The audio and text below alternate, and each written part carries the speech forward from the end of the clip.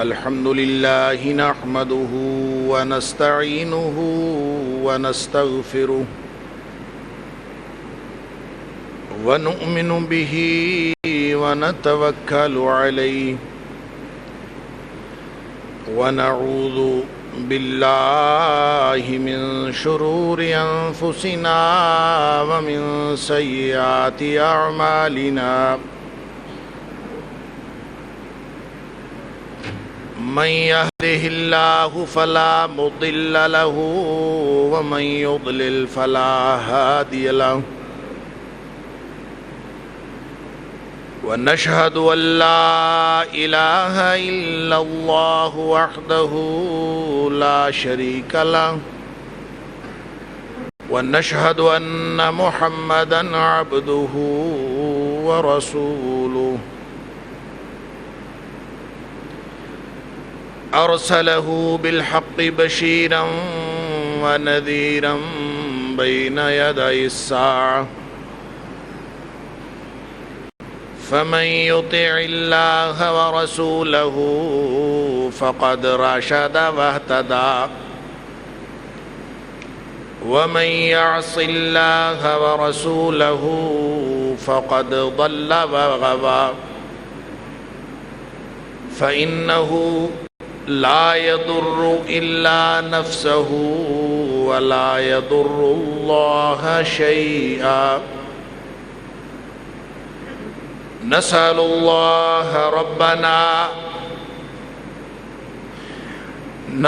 الله ربنا أن يجعلنا ممن يطيعه ويطيع رسوله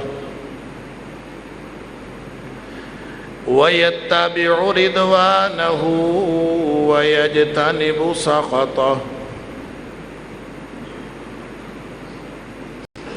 فإنما نحن به وله أما بعد فإن خير الحديث كتاب الله وخير الهدي هدي محمد صلى الله عليه وآله وسلم وشر الأمور محدثاتها وكل محدثة بدعة وكل بدعة ضلالة وكل ضلالة في النار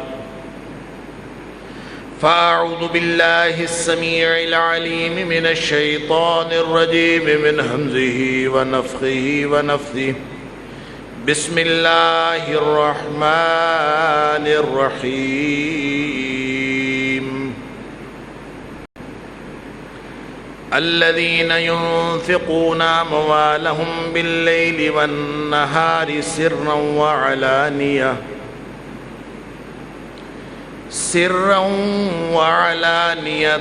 فلهم أجرهم عند ربهم ولا خوف عليهم ولا هم يحزنون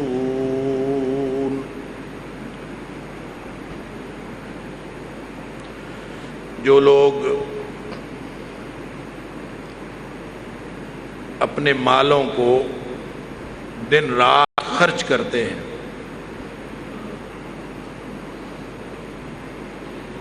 سرًا وعلانیةً ظاہری طور پر بھی اور خفیہ طور پر فَلَهُمْ أَجْرُهُمْ عِنْدَ رَبِّهِمْ ان کا اجر ان کے لیے جو اجر ہے وہ ان کے رب کے پاس محفوظ ہے وَلَا خَوْفٌ عَلَيْهِمْ وَلَا هُمْ يَحْزَنُونَ نہ گزری ہوئی کسی بات کا ان کو غم ہوگا نہ آنے والی کسی بات کا ان کو خوف ہوگا صدق اللہ العظیم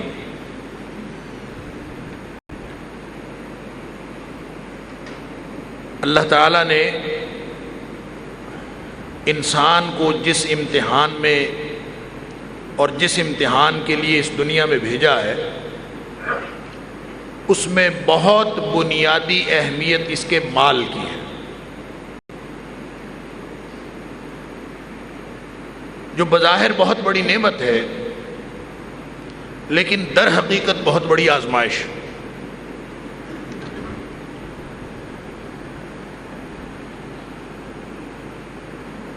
انسان کی فطرت کے اندر یہ ہے کہ وہ مال کو پسند کرتا ہے۔ دو ہی باتیں ہیں جو انسان کو گمراہ کرنے کا سبب بنتی ہیں، ایک اس کا مال اور مال کی حرص، طمع اور لالچ، اور دوسرا اقتدار،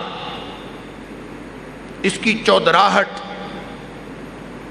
یہی دو باتیں ہیں جو قیامت کے دن وہ شخص جو فیل ہو گیا، ناکام ہو گیا، وہ قیامت کے دن انہی دو باتوں پہ حسرت کرے گا۔ اللہ تعالیٰ نے قرآن میں فرمایا فَأَمَّا مَنْ أُوتِيَ كِتَابَهُ بِشِمَالِهِ فَيَقُولُ يَا لَيْتَنِي لَمْ أُوتَ كِتَابِيَهْ، جس کو فیل رزلٹ کارڈ مل گیا قیامت کے دن۔ اللہ اکبر، اللہ تعالیٰ دنیا آخرت کی ناکامیوں سے ہمیں بچائے، اور اللہ تعالیٰ اس دن ہمیں ان لوگوں میں سے کرے جن کو دائیں ہاتھ میں اعمال نامہ ملنا۔ وَأَمَّا مَنْ أُوتِيَ كِتَابَهُ بِشِمَالِهِ، جس کو بائیں ہاتھ میں اعمال نامہ فیل رزلٹ کارڈ مل گیا، اللہ، جس کی سپلیمنٹری بھی کوئی نہیں، سپلی کا امتحان ہی کوئی نہیں، دوبارہ اس کو ڈویژن امپروو کرنے کا بھی چانس کوئی نہیں۔ وَأَمَّا مَنْ أُوتِيَ كِتَابَهُ بِشِمَالِهِ فَيَقُولُ يَا لَيْتَنِي لَمْ أُوتَ كِتَابِيَهْ، خواہش کرے گا کہ کاش یہ رزلٹ کارڈ مجھے ملتا ہی نہ، یہ اعمال نامہ مجھے دیا ہی نہ جاتا۔ یا لیتہا کانت القاضیہ، اچھی بھلی موت آئی تھی، موت کے بعد میں دوبارہ زندہ ہی نہ ہوتا، اسی پہ میرا فیصلہ ہو جاتا، میں ختم ہو جاتا۔ اور دوسری جگہ فرمایا کہے گا یا لیتنی کنت ترابا، کہ جس طرح جانور سارے خاک بن گئے، مٹی ہو گئے، ختم ہو گئے، ان کی زندگیاں ختم ہو گئیں، یا لیتنی کنت ترابا، کاش میں بھی جانوروں کی طرح مٹی ہو جاتا، مجھے یہ اعمال نامہ نہ دیا جاتا۔ اللہ، اس دن کی ناکامی اصل ناکامی ہے۔ پھر دو باتیں وہاں کرے گا، ما اغنا عنی مالیہ ہلاک عنی سلطانیہ، جہنم میں گرائے جانے سے پہلے، اس کے بعد تو پھر جہنم کے داروغے فرشتے جانے اور وہ جانے، پھر معاملہ تو ختم ہوگا۔ فرمایا خذوہ فغلوہ ثم الجحیم صلوہ ثم فی سلسلۃ ذرعہا 70 ذراعا فاسلکوہ، 70 گز لمبی زنجیر میں جکڑ کے اس کو جہنم کے اندر پھینک دو، اس کے بعد تو فیصلہ ہو گیا۔ لیکن اس سے پہلے دو باتوں کی حسرت کرے گا، ایک کہے گا کہ میرے مال نے مجھے کوئی فائدہ نہیں دیا، ساری زندگی مال کے پیچھے گزار دی، مال نے آج فائدہ کوئی، ما اغنا عنی مالیہ، تھوڑا کمائے یا زیادہ کمائے، ساری زندگی اسی پہ لگے، مال مل جائے، کمائی ہو جائے۔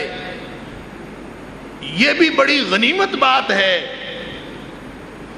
اگر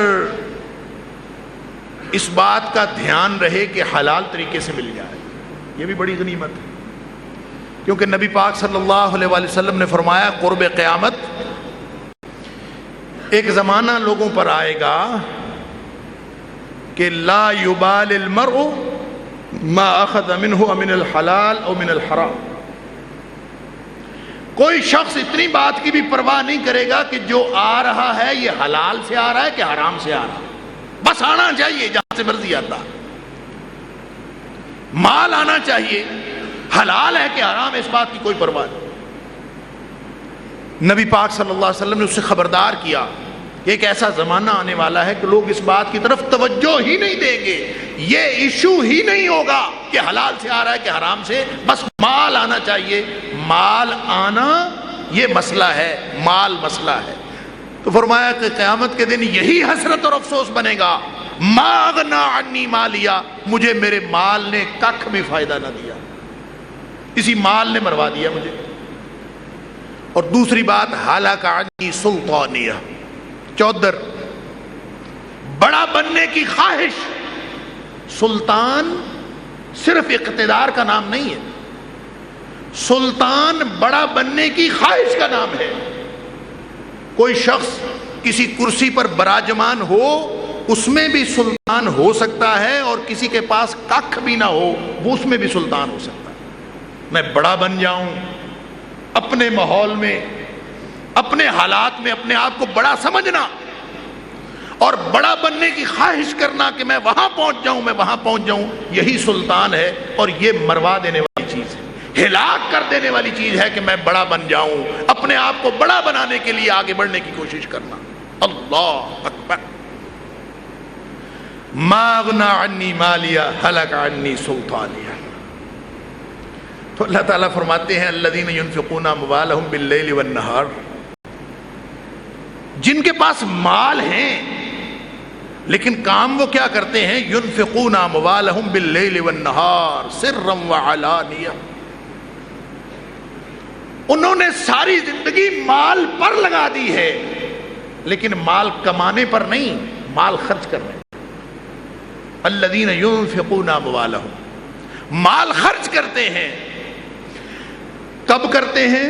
ساری زندگی اسی پہ لگے ہیں، باللیل والنہار سرا وعلانیہ، دن بھی اسی میں گزرتا ہے کہ مال خرچ ہو جائے، چلا جائے، کہیں جاتا ہے چلا جائے، میرے پاس نہ رہ جائے، خرچ کرتے باللیل والنہار سرا وعلانیہ، موقع مل جائے تو چھپ کے دیتے، پتہ ہی نہ چلے کسی کو، نہ موقع ملے سب کے سامنے دیتے، سب کے سامنے دینا ہو، چھپ کے دینا ہو، مقصد ایک ہے کہ میرا اللہ راضی ہو جائے۔ ہر وقت مال خرچ کرنے پر لگے ہیں، سرا وعلانیہ باللیل والنہار سرا وعلانیہ، مال خرچ کرنے پر لگے ہیں۔ فرمایا فلہم اجرہم عند ربہم، یہ ہیں اصل مالدار، ان کا سارا سرمایہ محفوظ ہو رہا ہے اللہ کے پاس۔ فلہم اجرہم عند ربہم، انویسٹمنٹ ہے نا، انویسٹمنٹ کا ہمارے ذہن میں پورا خیال نہیں ہے، پورا تصور واضح نہیں۔ دنیاوی انویسٹمنٹ بڑی نظر آتی ہے سود خوروں کو، 12%، 10%، 10.5%، اتنے پرسنٹ، بہت نظر آتا۔ ماہانہ اور سالانہ منافع، 10 سال کا پریمیم، 50 سال کی ڈیل، بہت نظر آتا۔ اس انویسٹمنٹ کا بہت پتا۔ کوئی کہہ دے نا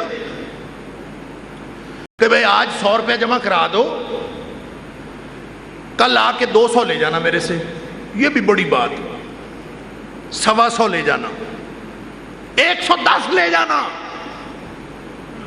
وہاں پہ لائن ختم نہیں ہوگی لوگوں کی کہ انویسٹمنٹ ہے، اس میں سے پیسے آنے۔ اللہ کی بات پر یقین نہیں ہے ہمیں۔ اللہ اکبر۔ اللہ تعالیٰ فرماتا ہے مثل الذین ينفقون اموالهم فی سبیل اللہ، جو اللہ کے راستے میں اپنا مال خرچ کرتے ہیں، وہ پتہ کیسی انویسٹمنٹ کر رہے ہیں، ان کی پرسنٹیج کا پتہ ہے، کتنے پرسنٹ پہ دے رہے ہیں وہ اللہ کو۔ فرمایا کمثل حبہ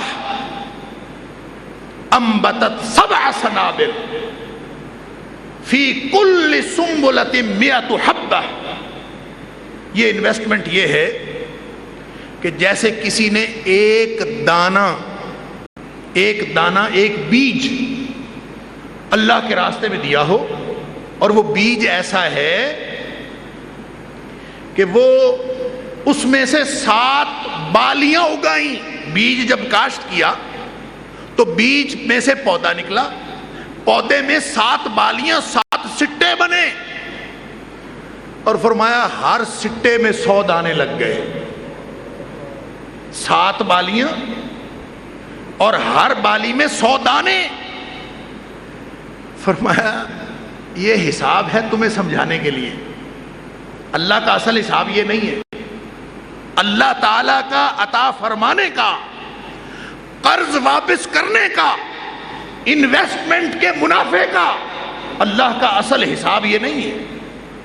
فرمایا یہ تمہیں سمجھانے کے لیے ہے. کمثل حبہ، کہ وہ ایک دانے کی طرح ہے. انبتت 7 سنابل فی کل سنبلۃ 100 حبہ، ہر بالی میں 100 دانے ہوئے، 7 بالیاں ہوئیں، 700 گنا تک بڑھ گیا.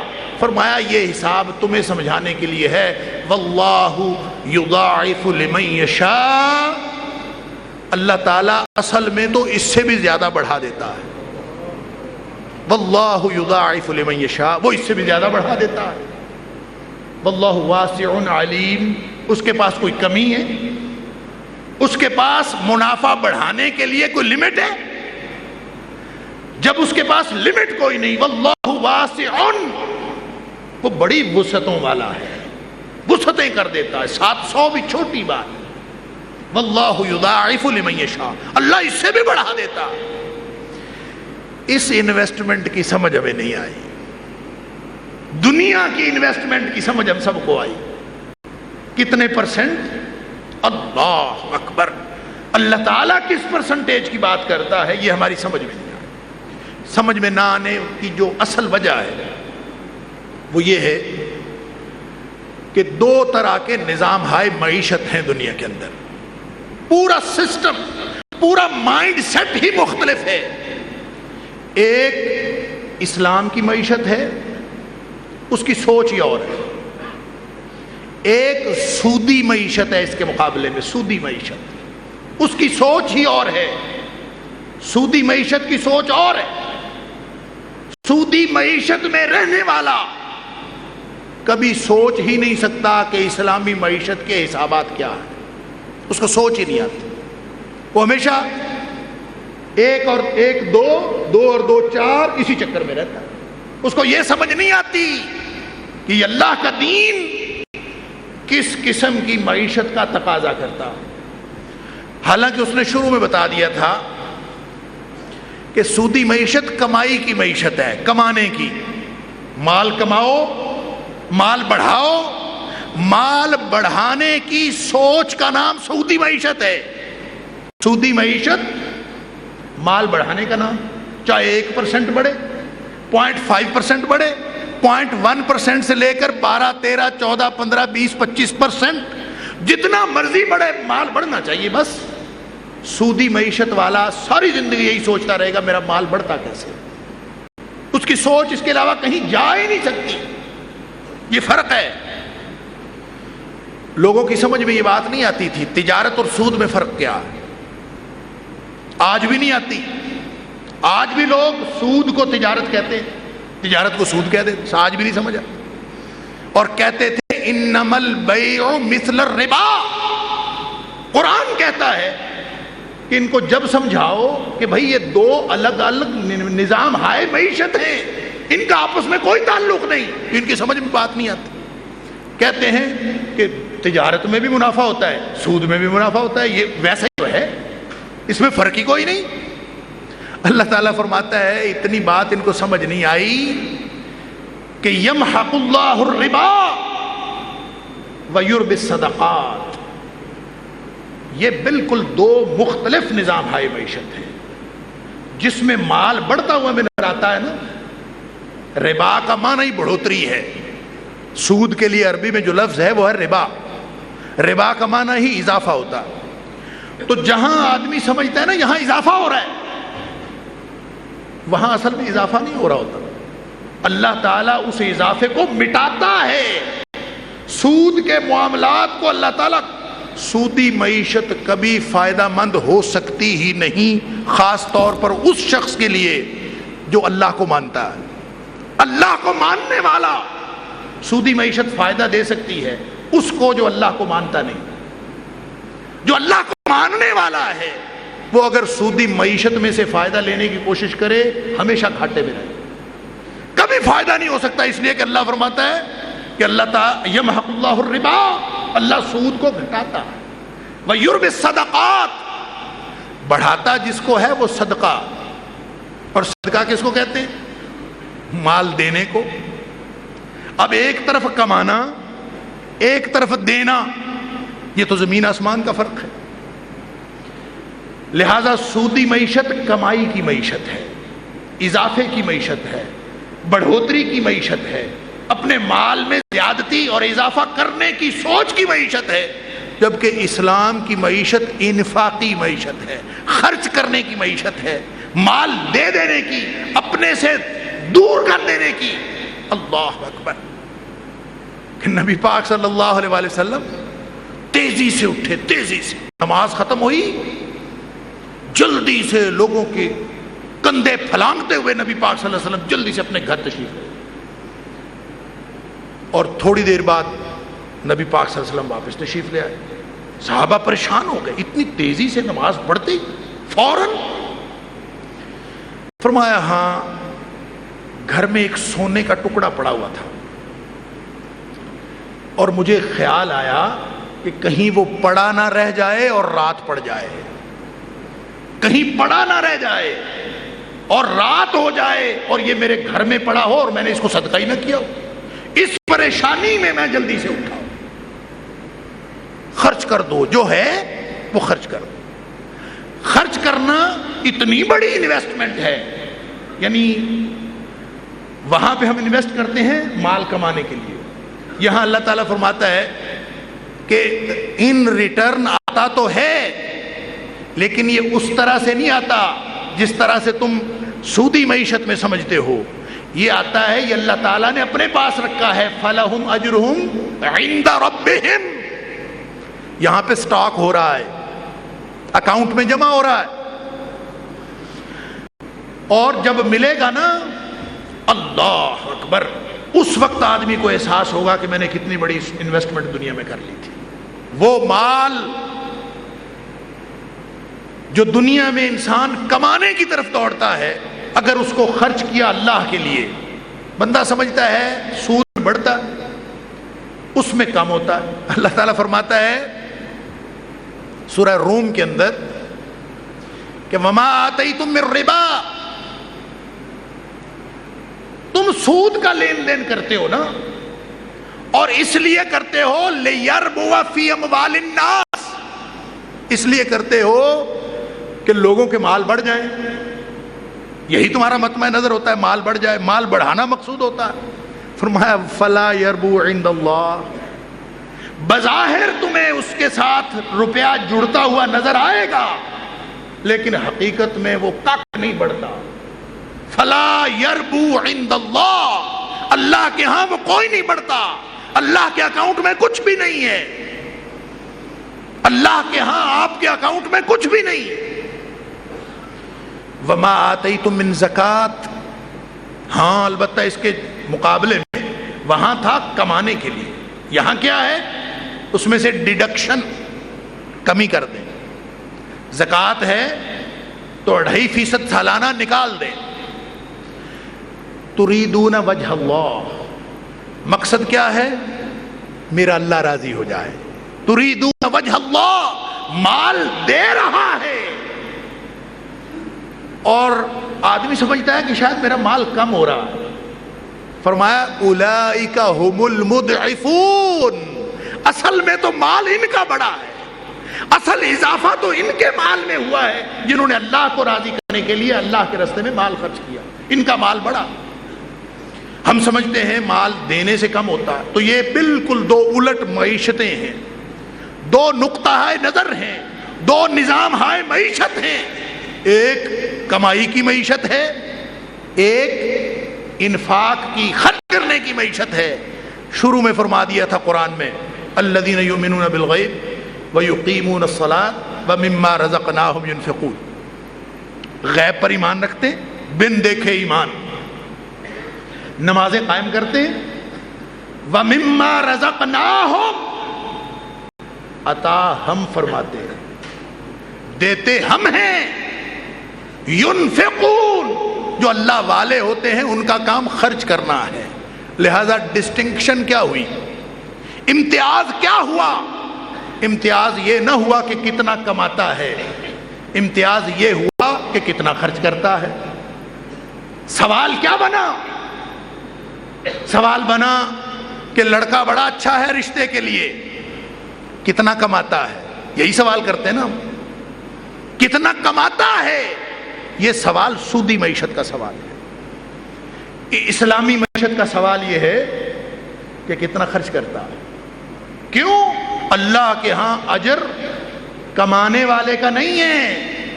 ہاں حلال کمائی کی بات الگ ہے، وہ ایک الگ موضوع ہے، اس پہ بھی بات کریں گے.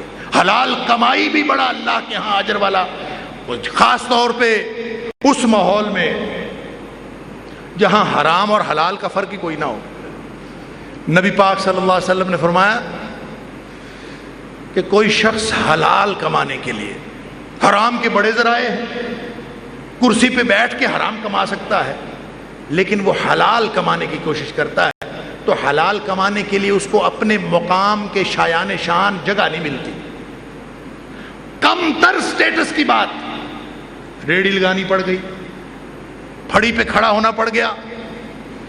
فرمایا جو شخص حلال کمائی کے لیے، حرام سے بچنے کے لیے کسی ایسی جگہ پر کھڑا ہو گیا جو اس کے شایان شان نہیں، اس کے سوشل سٹیٹس کے مطابق نہیں، اپنا اس نے سماجی مرتبے کا خیال نہیں کیا، اس نے صرف اور صرف حرام اور حلال کا خیال کیا. حلال کمائی کے لیے اگر وہ اپنے مقام و مرتبہ سے کم تر کسی مرتبے پر کھڑا ہو گیا تو نبی پاک صلی اللہ علیہ وسلم نے پتہ ہے کیا فرمایا ہے؟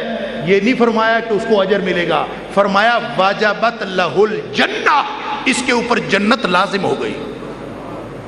کیوں؟ فلسفہ اس میں بھی وہی ہے. حرام کے ذرائع موجود ہیں، کرسی پہ بیٹھ کے پورے دھڑلے کے ساتھ کما سکتا ہے، لیکن وہ اللہ کو ناراض نہیں کرنا چاہتا، وہ اپنے اللہ کو راضی کرنا چاہتا ہے، لہٰذا وہ حرام چھوڑ کر حلال کی طرف جاتا. جب حلال کی طرف جاتا ہے تو اس کا سوشل سٹیٹس سے کم تر مرتبے پر کھڑا ہونا پڑا. فرمایا یہ کوئی چھوٹا عمل نہیں اس نے کیا، یہ اس کا اتنا بڑا عمل ہے کہ اللہ تعالیٰ اس عمل کی وجہ سے اس کو جنت لازم کر دیتا. وجبت لہ الجنہ. تو میں یہ بات کر رہا تھا کہ جتنی معیشت ہے، معیشت کا جو سسٹم ہے وہ خرچ کرنا. ہمارے خیال میں ظاہر ہے جب آپ نے خرچ کیے، پیسے دیے اللہ کے راستے میں، تو پیسے تو کم ہو گئے نا. 100 روپے جیب میں تھے، 10 روپے صدقہ کر دیے، باقی کتنے رہ گئے؟ 90. ہم اس گنتی کے چکر میں پہلے 100 پورا تھا، اب 90 رہ گئے، کیا کریں گے؟ کم ہو گئے. اللہ تعالیٰ فرماتا ہے اولئک ھم المضعفون، یہی اسی کے تو بڑے ہیں. جس نے 110 کر لی ہے نا سودی معیشت میں، سود لے کر، وہ نہیں بڑا. اصل میں یہ بڑا ہے جو صدقہ دیا ہے. یہ وہ چیزیں ہیں جو انسان کی سمجھ میں نہیں آتی. نبی پاک صلی اللہ علیہ وسلم فرمایا 3 چیزیں ایسی ہیں انسان اس کو الٹ سمجھتے ہیں، حقیقت میں وہ کوئی اور ہے. اس میں 3 باتوں میں آپ نے سب سے پہلی بات یہ فرمائی، ما نقصت صدقۃ من مال. یہ جو صدقہ دینے سے جیب سے پیسے جاتے ادھر نظر آتے ہیں نا، یہ چلے گئے، فرمایا یہ کم نہیں ہوئے. ما نقصت صدقۃ من مال.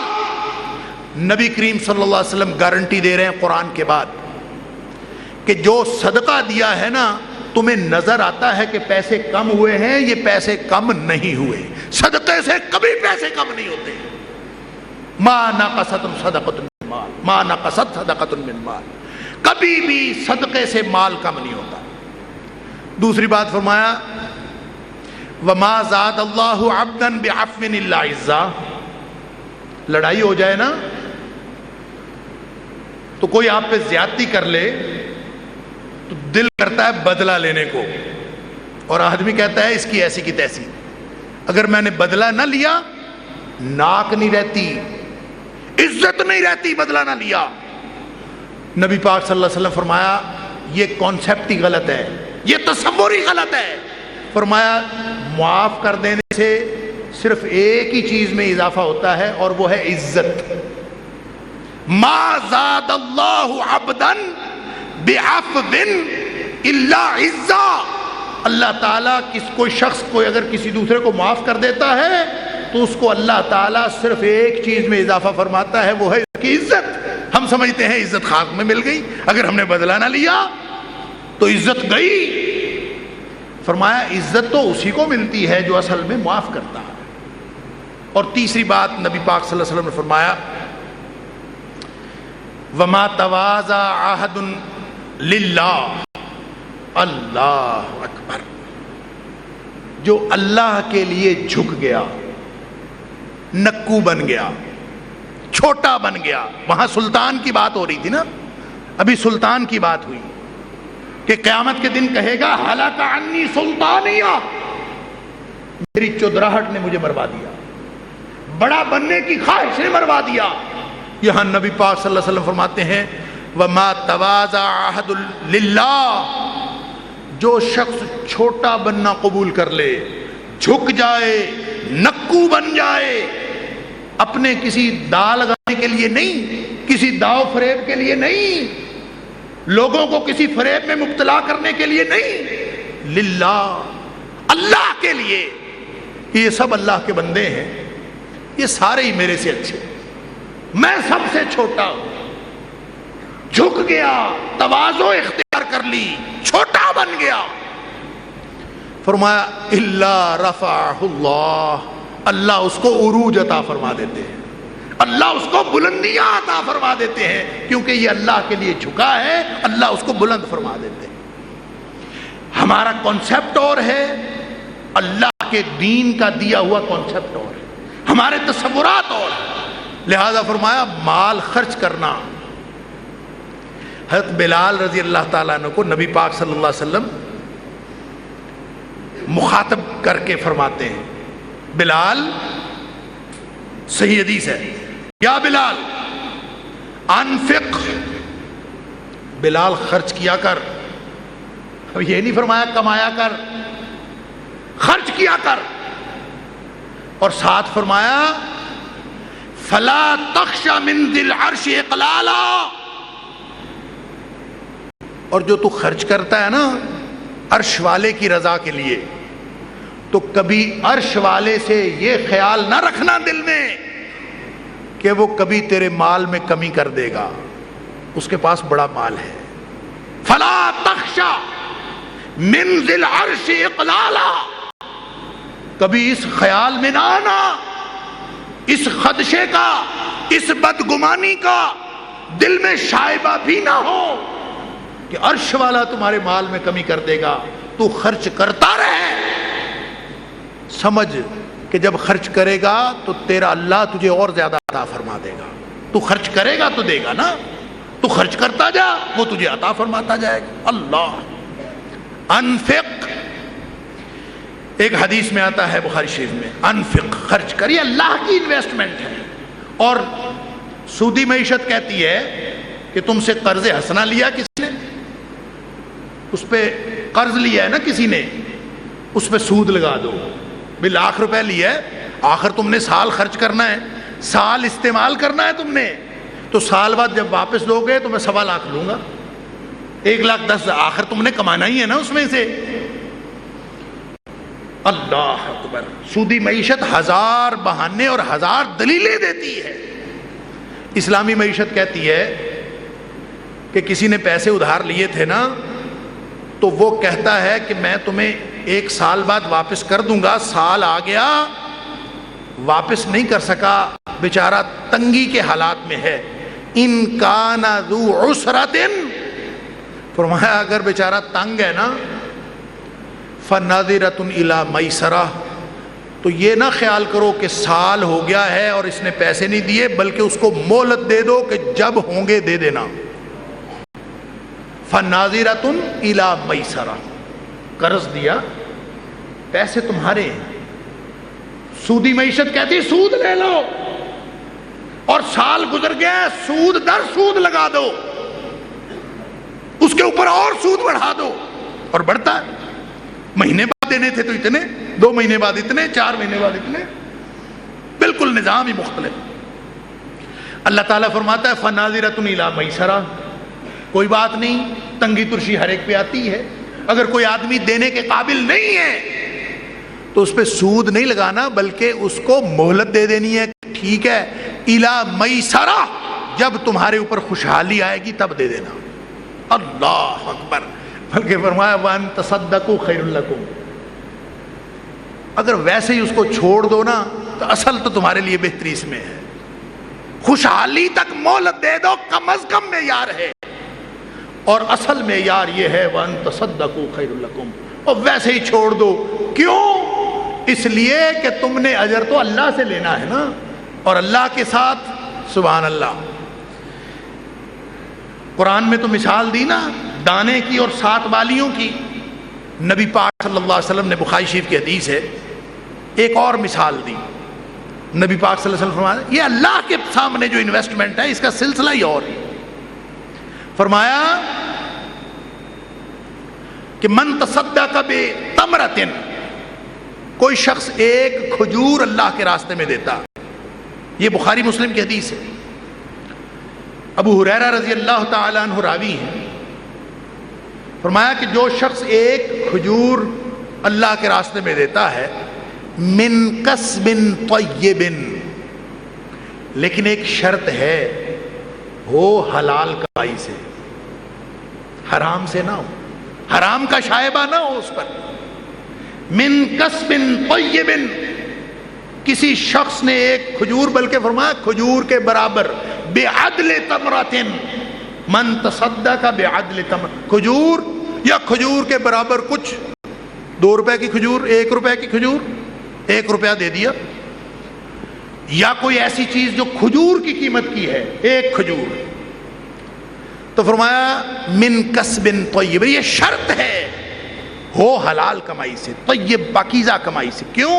اس لیے کہ ان اللہ لا يقبل الا الطیب، اللہ تعالیٰ پاکیزہ کمائی کے علاوہ، پاکیزہ مال کے علاوہ کچھ قبول نہیں فرماتا۔ اللہ تعالیٰ حرام سے جتنا مرضی دیتے جو اللہ تعالیٰ قبول ہی نہیں فرماتا، حلال ہو، طیب ہو، پاکیزہ ہو، تو فرمایا ایک کھجور اللہ کے راستے میں دیے۔ اور ظاہر ہے جب کھجور پاکیزہ کمائی سے ہو، من طیب، من کسب طیب ہو، اللہ تعالیٰ اس کو قبول فرما لیتا ہے۔ نبی پاک صلی اللہ علیہ وسلم فرماتے ہیں فإن اللہ تعالی یقبل بیمینہ، اللہ تعالیٰ خوشی خوشی قبول فرماتا ہے، دائیں ہاتھ سے لیتا ہے، یقبل بیمینہ، اللہ تعالیٰ اس کو خوشی خوشی قبول فرما لیتا ہے۔ اور فرمایا قبول فرمانے کے بعد ثم یربی، پھر اللہ تعالیٰ یربیہا، ثم یربیہا، پھر اللہ تعالیٰ اس کو پالتا ہے، لصاحبہا، اللہ تعالیٰ اس کو پالتا ہے، کھجور کے برابر صدقہ دیا، اور کیسے پالتا ہے؟ کما یربی احدکم فلوہ، فرمایا کسی نے کوئی بچڑا رکھا ہو نا، چھوٹا سا بچہ، تو جیسے اس کو بڑا کرنے کے لیے پالتے ہو نا، دھیان سے اور پورے خیال سے، توجہ سے، نگرانی سے، دھوپ چھاؤں کا خیال کر کے، اس کی خوراک کا خیال کر کے، فرمایا جیسے تم ایک بچڑے کو پالتے ہو، چھوٹا بچہ لے کر اس کو بڑی گائے یا بیل بنانے کے لیے پالتے ہو، اللہ تعالیٰ اس طرح اس صدقے کو پالتا ہے جو تم نے اللہ کی رضا کے لیے دیا۔ اور جس کو اللہ پالے وہ کیا بنے گا؟ فرمایا حتی تکون مثل الجبل، مدینے والے کی گارنٹی ہے۔ نبی پاک صلی اللہ علیہ وسلم فرماتے ہیں کہ وہ کھجور کے برابر جو صدقے کے لیے دیا تھا وہ پھر پہاڑ کے برابر بن جاتا ہے۔ دی کھجور تھی، بن پہاڑ گیا۔ اللہ نے فرمایا واللہ یضاعف لمن یشاء، یہ دانے اور 700 دانے کی جو مثال ہے یہ تو تمہیں سمجھانے کے لیے ہے۔ واللہ یضاعف لمن یشاء، اللہ اس سے بھی بہت زیادہ بڑھا دیتا ہے جس کے لیے چاہتا ہے۔ یہ تو دل کے خلوص کی بات ہے کہ آدمی کتنا۔ تو جو کوئی شخص اللہ کے راستے میں خرچ کرتا ہے، دیکھیں یہ ہر وقت سودی معیشت والا مال روکے گا، اسلامی معیشت والا مال نکالے گا، جیسے بھی نکلے وہ نکالے گا، وہ روکے گا۔ نبی پاک صلی اللہ علیہ وسلم نے فرمایا، یہ بھی صحیح حدیث بخاری مسلم کی، نبی پاک صلی اللہ علیہ وسلم نے فرمایا ہر دن آسمان سے 2 فرشتے نازل ہوتے ہیں، ما من یوم، بغیر کسی استثناء کے، کوئی دن چھٹی کا نہیں، ما من یوم، یصبح العباد فی، نبی پاک صلی اللہ علیہ وسلم فرمایا ہر دن جو بھی نئی صبح طلوع ہوتی ہے لوگ صبح کرتے ہیں، الا وملکان ینزلان، دو فرشتے ہر روز آسمان سے نازل ہوتے ہیں، ایک ڈیوٹی ہے۔ کس ڈیوٹی کے لیے نازل ہوتے ہیں؟ دعا کرنے کے لیے۔ اللہ تعالیٰ نے ان کی ڈیوٹی لگائی، ہر روز نازل ہوتے ہیں، آسمان سے آتے ہیں اور آ کے دعائیں کرتے ہیں۔ نبی پاک صلی اللہ علیہ وسلم فرمائے ایک کی ڈیوٹی ہے کہ خرچ کرنے والے کے لیے دعا کر، ایک کی ڈیوٹی ہے مال روک لینے والے کے لیے دعا کر، دونوں کے لیے دعا کر۔ دو الگ الگ مائنڈ سیٹ ہے نا، دو الگ الگ مائنڈ سیٹ ہیں، دو الگ الگ نظام ہے معیشت ہے، دو الگ الگ رویے ہیں، دو الگ الگ ذہن ہیں۔ فرمایا وہ کہتا ہے یقول احدہما، ان میں سے ایک دعا کرتا رہتا ہے اللہم اعط منفقا خلفا، اللہ جو مال تیرے راستے میں خرچ کرتا ہے نا اس کو تو بہت زیادہ مال عطا کر۔ اللہ نے ڈیوٹی لگائی، فرشتہ دعا کرتا۔